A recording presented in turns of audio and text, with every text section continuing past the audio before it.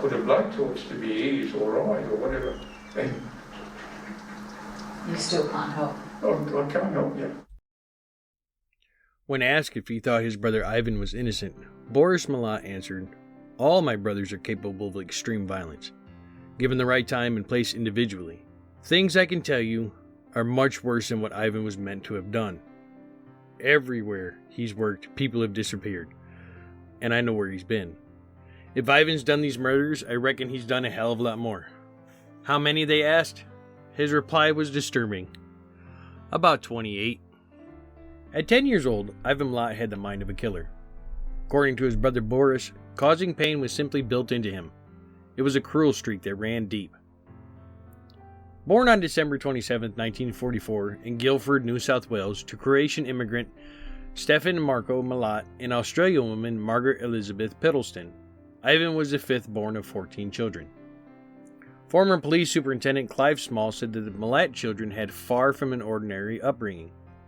"The Milat family is quite the unusual family," explains Clive.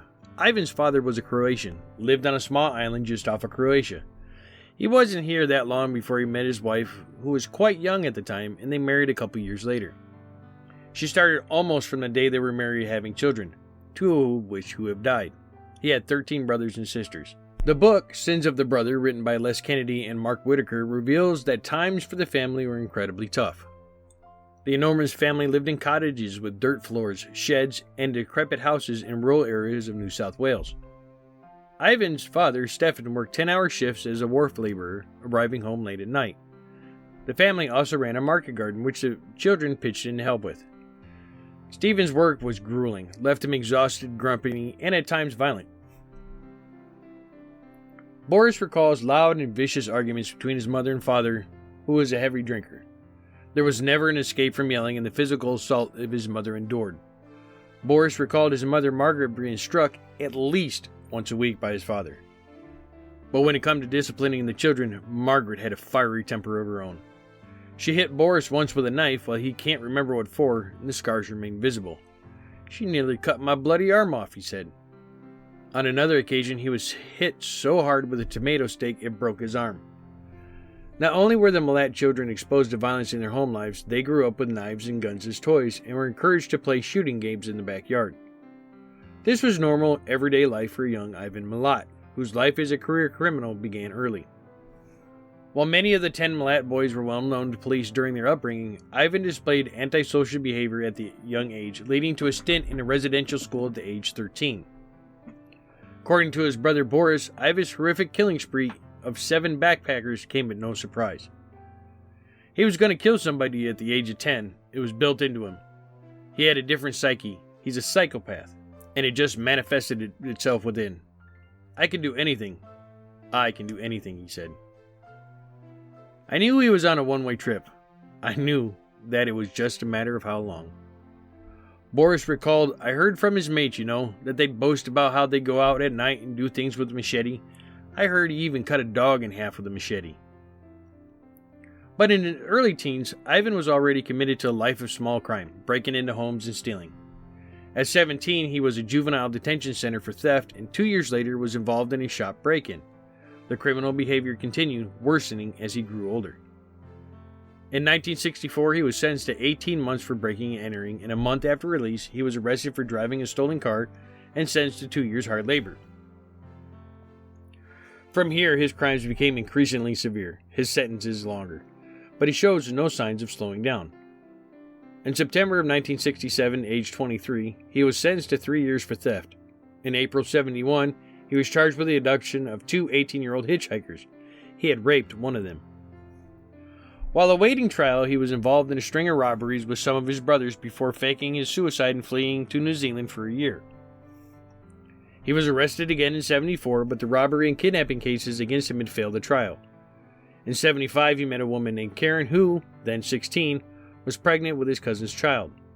They married in 83, but she left him in 87 due to domestic violence. They were divorced in October of 89. His relationship with Karen wasn't the first woman close to the family that he was involved with. Ivan had a 54-year-old daughter, Lindsay, whose mother was Boris's wife. Ivan had been having an 11-year affair with her. Boris told the West Australian in 2015 about how he took the rifle to Ivan's home with the intention of killing his younger brother when he found out the truth. Boris, who was outcast from the Milat family for speaking to journalist Steve Pennells, also revealed Ivan had confessed his first experience in seriously injuring another person at 17. He shared that he had accidentally shot a taxi driver during a failed attempted robbery. His rifle had misfired and hit Neville Knight in the spine, leaving the young father paralyzed from the waist down. Ivan fled, leaving an innocent man placed with the blame. The wrongly convicted man went on to serve 5 years for the shooting. A method is needed that can systematically link and sequence childhood abuse with the topology of the criminal and crime scene behaviors. The present study provides this novel methodological approach to understanding the link between childhood abuse and later serial killer behavior. Let me state unequivocally that there is no such thing as a person who, at the age of 35, suddenly changes from being perfectly normal and erupts into a totally evil, disruptive, murderous behavior. The behaviors that are precursors to murder have been present and developing in a person's life for a long, long time, since childhood. Robert Ressler, Whoever Fights Monsters. The Backpack Murders. First and second cases. On the 20th of September 1992, a group of orienteers discovered a decaying corpse while orienteering in the Bangalow State Forest. The following day, police constables Robert Goh and Suzanne Roberts discovered a second body 30 meters from the first. Early media reports suggest that the bodies were of missing backpackers Caroline Clark and Joanne Walters, who both were British, who had disappeared from the inner Sydney suburb of King's Cross in April of '92. However, a German couple, Gabor Neugenbauer and Anja Habschied, had also disappeared from the King's Cross area sometime after Christmas of '91. And Simone Schmidl, also from Germany, had been reported missing for more than a year.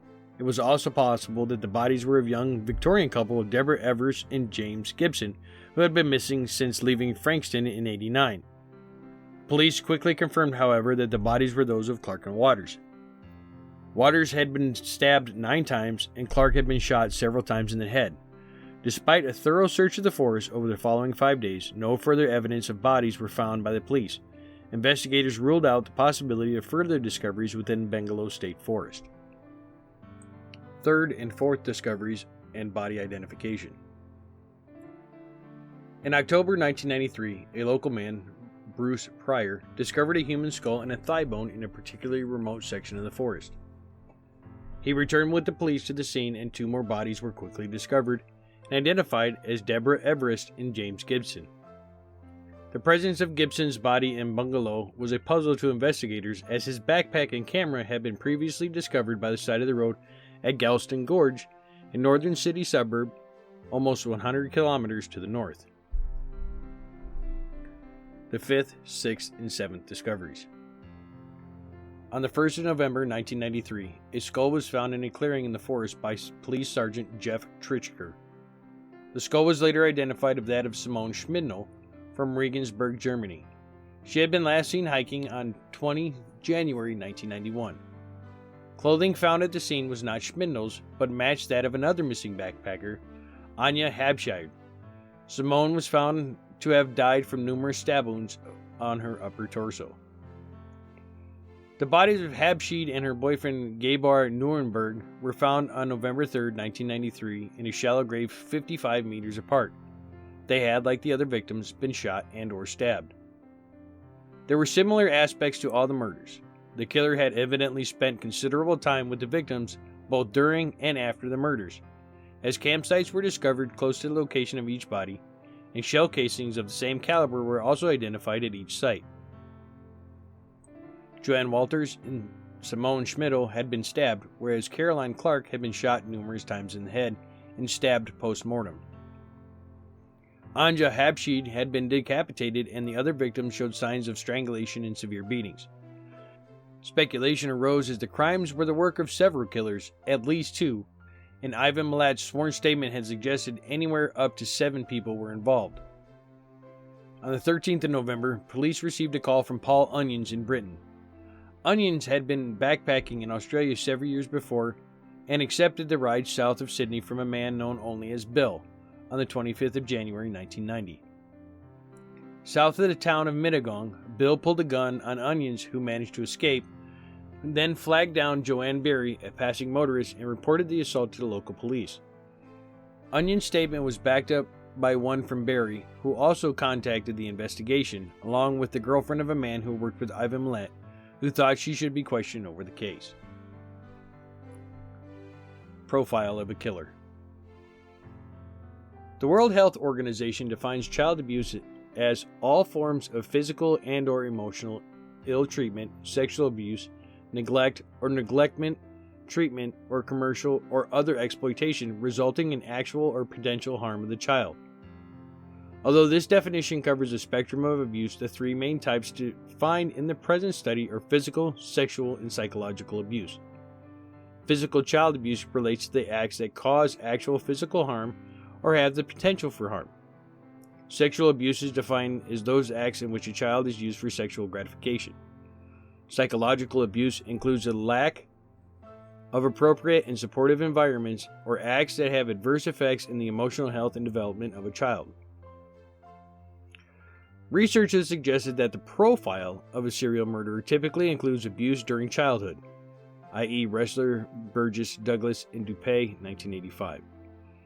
It is possible that this is due to habituation and tolerance of pain, depending on the extent to which the abuse has been experienced, as a violent or painful childhood abuse has also been associated with later cognitive processing problems, which may lead to an aggressive thought pattern, for example, encoding errors, hostile attributional biases, accessing of aggressive responses, and positive evaluations of aggressions. It's from Doug, Pennant, Bates, and Valentine, 1995. Furthermore, research has shown that there is a very strong link between early childhood abuse and individuals who kill for sexual gratification. As in the lust-rape typology, as previous research has found that all types of abuse, excluding neglect, were significantly higher in the lust typology serial killer population than in the controlled sample. Mitchell and Amont, 2005. On average, 50% of serial killers suggest that they have experienced psychological abuse, 36% have experienced physical abuse, and 26% experienced sexual abuse. Mitchell and Amont, 2005. Therefore, abuse in childhood is linked to serial killers' later behaviors. However, what is not known is a sequential pathway between childhood abuse and different types of serial killers. Homicide detectives Inspector Bob Gooden and Sergeant Stephen McLennan were appointed to take charge of the investigation after the first two bodies were discovered. Weeks after the discovery of the first two bodies, detectives Godin and McLaren had amassed an array of physical evidence, but were no closer to gathering any real clues to identify the person responsible. There had been several alleged sightings of the girls prior to the discovery, and even a few after the time the girls had died. The trail was already cold when the police became involved. In an attempt to try and shed new light on the investigation, Dr. Rob Milton, a forensic psychiatrist with over 20 years crime scene experience, was asked to consult on the case. Dr. Milton had previously aided police in the hunt and subsequent arrest of John Wayne Glover, the North Side serial killer who had bashed and strangled 6 elderly women in 1989. The profile that Dr. Milton had provided to the police was incredibly accurate except for the age. Milton has suggested that the killer would be a teenager based on historical data, which indicated that most serious offenses against aged victims were committed by persons under 20. His analysis, although slightly inaccurate, led to Glover's capture. Glover was 59 years at the age of the time of the arrest. Detectives drove Dr. Milton to Bengalo at his request. As he explained to them, even though he had access to the detailed police reports and photographs, he needed to view the crime scenes for himself so that he could get a feel for the way that the killer had approached his victims. He stepped from the car and walked to the 2 grave sites and turned. After wandering slowly around the area for some time, he sat down in the middle of the scene and thought about why the killer had chosen that particular site. Why did he leave the victims the way he did? What was his motivation? His first thought was the killer was familiar with the area. From experience, he knew the killers would rarely operate in unfamiliar surroundings. This wasn't a crime of opportunity, but rather a planned murder. Walking between the 2 graves, he quizzed the police on details of the investigation. What was found and where? He pondered the variation between the 2 deaths. Caroline Clark was killed in a cold and calculating fashion. The way that the article of clothing had been wrapped around her head indicated that the killer had done so to depersonalize her. The angle of the shot suggested that the first bullet may have been fired while she was kneeling. Her clothing was intact, except for her front fastening bra, which was unclipped. The clothing on her body was in place at the time of death. This indicated to Milton that her killing was not sexually motivated, but more of a style of execution. A single stab wound to her body, he believed, was inflicted after death as a final example of the killer's control of the victim, or perhaps that work of an accomplice.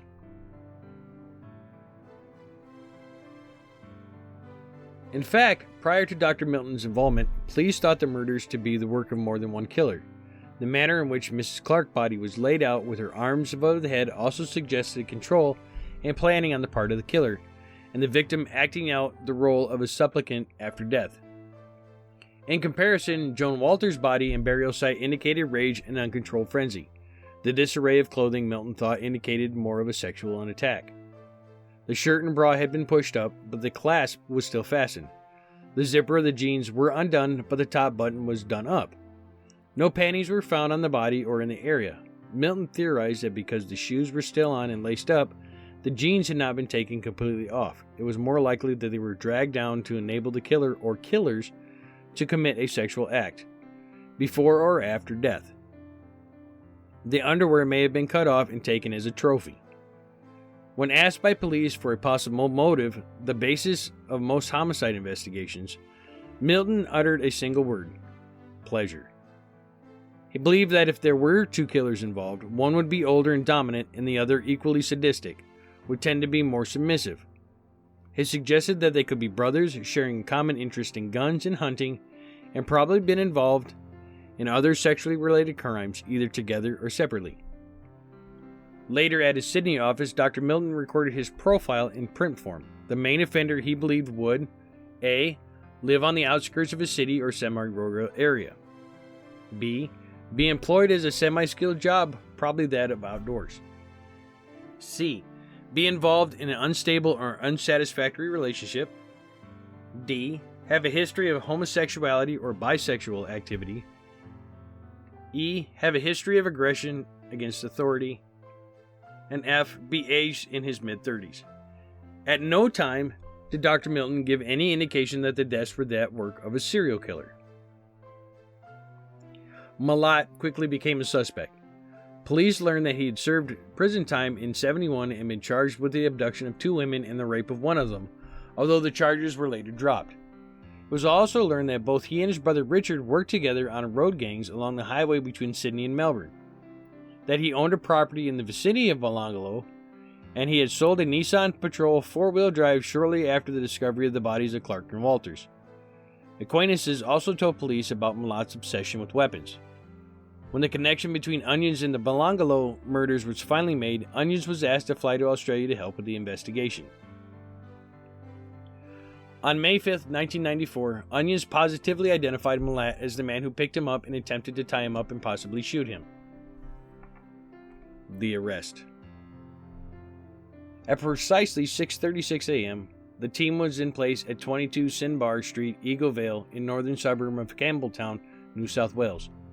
Detective Gordon dialed Ivan's number. A male voice answered. When asked if he was Ivan Milat, he answered no, so Gordon confirmed the address. It was correct. Gordon then introduced himself and advised Ivan that the police were stationed around the property, were in possession of a search warrant, and intended to gain entry and search the premises in relation to an armed assault. He advised Milat to come out with his girlfriend and surrender to police. Ivan mumbled something and then hung up. After several minutes, nothing happened. Mindful of the guns that Milat was known to possess, police were reluctant to storm the house. The presence of his girlfriend was also a prohibitive factor. Gordon again dialed the number and spoke to Milat a second time.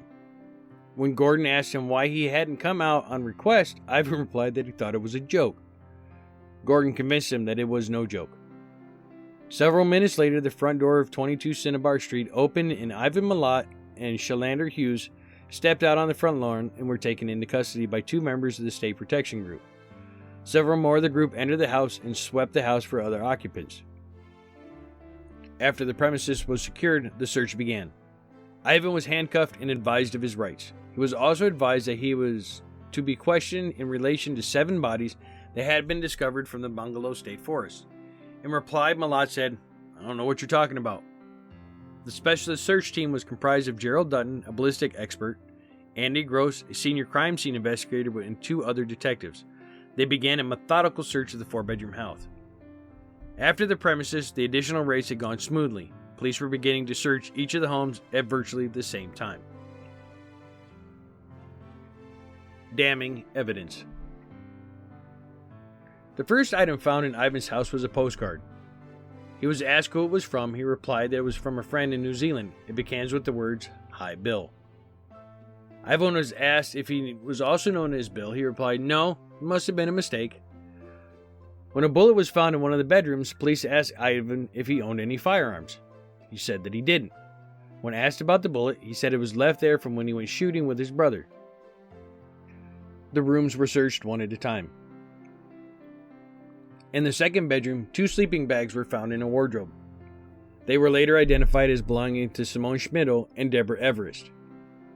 In one of the other bedrooms, a bag was found containing several personal items that indicate that it was Ivan's work bag. He confirmed the fact to the police. Also in the bag was a Bowie-style knife 12 inches long. In the same bedroom was a technical manual for road-making machine that Ivan operated at work. Inside it was a small book that sparked Dutton's interest. It was the owner's instruction manual for a Ruger .22 caliber rifle. Ivan refused to comment on this find. A photo album contained a photograph of Harley-Davidson motorcycles and a holster. In the holster is what looked to Dutton like a .45 Colt handgun. It was a type that Onions had described. A box of .45 ammunition was later found in Ivan's bedroom. One other framed photograph showed Chandler Hughes wearing a striped Benton top. It was identical to the top that Caroline Clark owned. The garage that was attached to the house was next. On a rack of portable shelving against a wall, a nylon sleeping bag cover was found. It contained a rolled tent. Wrapped around the tent was a purple headband identical to the one found around Simone Schmidl's skull. Also in the bag was a homemade silencer. When Milat was taken into the garage and asked about the bag, he stated that he'd never seen it before. The ceiling of the garage had a manhole which operated into the roof cavity. One team member climbed a ladder to search it. Nothing was found until the insulation material was removed. Tucked inside one of the wall cavities was a plastic bag. It contained what looked like gun parts. Dutton was summoned and identified the parts as being complete breech block assembly, a trigger, and a magazine, all from a Ruger .22 rifle. Another object was below it in the cavity but was beyond reach. Finally, after unsuccessfully trying to receive it, the police resorted to cutting a hole in the adjoining wall and found that it was a rotary machine from the same weapon. Milat was taken from the house and conveyed to Campbelltown Police Station where he was questioned. The entire interview was recorded on both video and audio tape. During the interview, Milat was evasive and uncooperative. The interview finished an hour later, and Ivan was charged with robbery and attempted murder of Paul Onions. Back at his house, police found electrical tape, cable ties, and a bag of yellow and blue ropes similar to those found at the crime scenes. After searching more thoroughly inside a bedroom wardrobe, another pair of Ruger rifle was found hidden inside a leather work boot. More camping and cooking equipment was found in the kitchen pantry belonging to Simone Schmidl. The police had hoped that they would find some evidence linking Milat to the murders, but were completely unprepared for the amount of property that was found. As the search progressed, more items came to light. A camera, which proved to be Caroline Clark's, and a water canteen, which had scratched area on it that they thought would mark had been erased. Later, subject to light analysis, the name Simi had been clearly seen. A fully loaded Browning automatic pistol was found wedged under the washing machine. At other locations, more evidence was found. Rifles, shotgun, knives, crossbows, and an incredible amount of ammunition. Nearly all the camping gear belonging to the victims was found in the raids. The most disturbing find of all was unearthed in a locked cupboard in the house of Margaret Milat, Ivan's mother, a long curved cavalry sword. Gerald Dutton, the ballistic expert, had been working on the case since the first fired cases and bullets had been recovered in the forest. He worked long hours examining all the ballistic evidence and was eventually rewarded for his diligence. The fired cases and several of the bullets matched the Ruger 22 rifle that was found in Milat's home. Ivan Robert Marco Milat was charged with the murders of 7 backpackers and was committed to stand trial. At a bail hearing several weeks after the arrest, Ivan dismissed his lawyer after being advised by his counsel to plead guilty. Ironically, it was the same lawyer that had won him an acquittal during the 71 alleged rape trial. The trial was set down for June of 95, but Ivan Milat did not stand trial in June. In fact, it was almost a year before the case came to court. It was delayed while Milat's lawyers argued with the state's legal aid office over the rate of pay. Eventually, they accepted the original offer and were ready to go to trial. The trial. Ivan Milat sat passively in the courtroom as the jury filed in for the first day of the biggest murder trial in Australia's criminal history. The presiding judge, Justice David Hunt, asked the Crown prosecutor to begin. Mark Tedeschi, the Queen's counsel, made a brief opening statement during which he told the jury that Ivan Milat would be proven guilty on 7 cruel murders, whether he had accomplices or not. He wasted no time in calling his first witness, Paul Onions. Milat stared at him as he took the witness stand, a hint of a faint smile on his lips. Onions positively identified Milat as the person who attacked him. Tedeschi led him through his evidence, and Onions waited for Milat's defense counsel, Terry Martin, to attack his testimony during cross-examination. The attack did not come.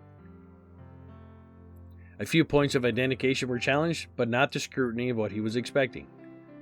After Onions stepped down, the parents of each of the victims were called to stand one at a time. The courtroom was hushed as they spoke about the last time they had seen their children alive. Some suppressed sobs, and others struggled to control the seething anger they felt when they looked into the eyes of the monster that stood accused of murdering their children. The list continued as the evidence was presented. 365 exhibits and hundreds of photographs all had to be explained in detail. The days crawled by in the hot and stuffy courtroom as each witness was called. The public galleries were full every day. Members of the media from all over the world jostled for position in the crowded press gallery knowing that the case was big news. When the t-shirt that Joan Walters last wore was displayed, bearing numerous cuts front and back, the courtroom fell silent. So too when Dr. Bradhurst took the stand to describe the injuries inflicted on each of the victims. The most dramatic moment was when he was shown the sword from Ivan's house. He suggested that this was very likely the type of weapon used to decapitate Anja Habshid. The enormous weight of evidence and the long list of witnesses took a week to present. Gradually, during cross-examination and prosecution witnesses, the defense tactics unfolded. They were determined to convince the jury that Ivan was not responsible for the murders, but instead implied that his brothers Richard and Walter committed the crimes and implicated him by planting the evidence at his house. 12 weeks and 145 witnesses later, the prosecution completed its presentation of a strong case. The first witness called by the defense was Ivan Milat. Martin led him through the accusations that had been made. His defense was simple. He denied everything. During cross-examination, Tedeschi proved merciless. He pursued Milat at every point. When asked how he came to be in possession of the property belonging to the victim, he answered, "Someone's trying to make me look bad." He faltered after Tedeschi reminded him that the gun parts that he said were put in his home by someone else were painted in camouflage colors in the same fashion as his other hunting equipment. Tedeschi pointed out that it was an amazing coincidence considering that Milat had already admitted that the paints used were in fact his. In the trial's 15th week, after all the evidence had been presented and argued against, the final summations began. Tedeschi told the jury of Ivan Milat's arrogance in believing that he could get away with the attack on Onions and the abduction and murder of 7 young people, an arrogance that prevented him from disposing of the property belongings of his victims. His address ran for 3 days as he spelled out many pertinent facts that indicated that Ivan Milat was the killer, none of which had been suitably explained by his defense. Martin began his summing up by telling the jury that obviously someone in Milat's family was responsible for the murders, but not his client. He tried to explain away the damning evidence as a conspiracy against Ivan by his own brothers. He began to narrow down his attack, suggesting that Richard made the comments about the murders to his friends at work and they may have been in a position to commit all 8 crimes, even though he was at work at the times of the offenses. He ended his comments in the same vein. His Ivan Milat had been set up. Justin Hunt took 2 days to summarize the evidence for the jury. At 2:42 p.m. on the 24th of July, he sent the jury out to consider their verdict. 3 days had passed, still no verdict. Meanwhile, the Milat family, confident on the acquittal, made plans for a celebratory dinner. A strange ritual considering Ivan's defense was based on the implication of the members of his family.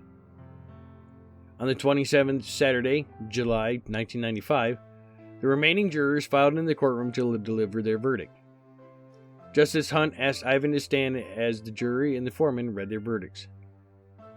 As each of the 8 charges were read, the verdict was the same: guilty.